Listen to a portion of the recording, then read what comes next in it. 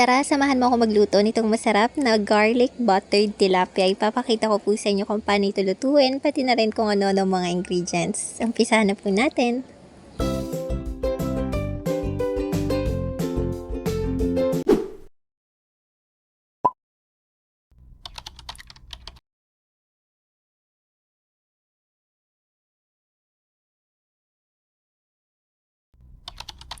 Lagyan po natin ng asin itong ating tilapia at iba pang mga spices. So bukod sa asin, pwede din po natin itong lagyan ng black pepper as you can see.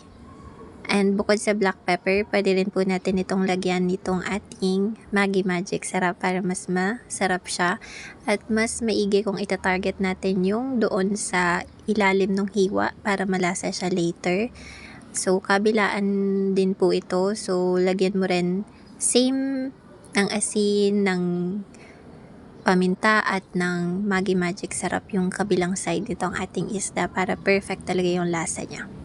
After that, buksan na po natin ang kalan at maglagay po tayo ng katamtamang dami ng cooking oil. Tapos prituhin na po natin ang ating tilapia.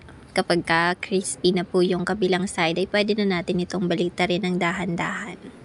As you can see, golden brown na siya. Ibig sabihin crispy talaga siya. At sobrang init ng mantika natin dito dahil talaga namang tumutunog yung mantika. So ayan, dahil nga crispy na both sides, iset aside na natin to. Ito naman sa ating non-stick na pan, isosaute po natin ang ating angkor na butter. Siyempre mainit na yung mantika dyan, kaya natutunaw na yung butter natin. Habang hinihintay natin matunaw yung butter, ay isote na natin ang ating garlic. Ilagay po tayo ng iodized salt, pampalasa, kakaunti lamang po ito para hindi naman umalat itong ating recipe. At syempre may lasa na rin yung ating butter. Tunaw na talaga siya, so haluin lang natin mabuti. Ilagay na rin po natin ang ating black pepper, tapos haluin ding mabuti. Ilagay na rin natin ang natira nating Maggi Magic Sarap kanina. Haluin po natin itong mabuti. So since okay na siya, ang gagawin po natin ay itataktak natin itong nagawa nating mixture dito sa pinirito nating tilapia.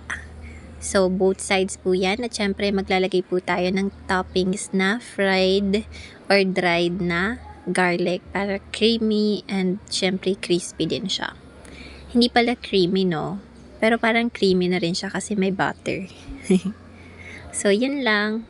Lagyan rin pala tayo ng kapares nitong ating isda. Ito yung ating kamatis at syempre yung cucumber. Nilagyan natin ito ng mga pampalasa like yung asin. At syempre lalagyan din po natin yan ng suka. Yung katabi niyang suka, yun yung ilalagay natin. Pati na rin syempre yung black pepper. Dagdag pampalasa rin kasi yung black pepper. Kaya lagyan na natin yung ating suka.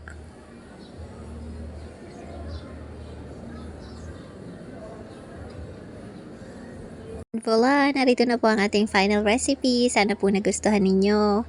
Mapapa-only rice po talaga kayo sa recipe na to. Happy eating! Until next time! Bye!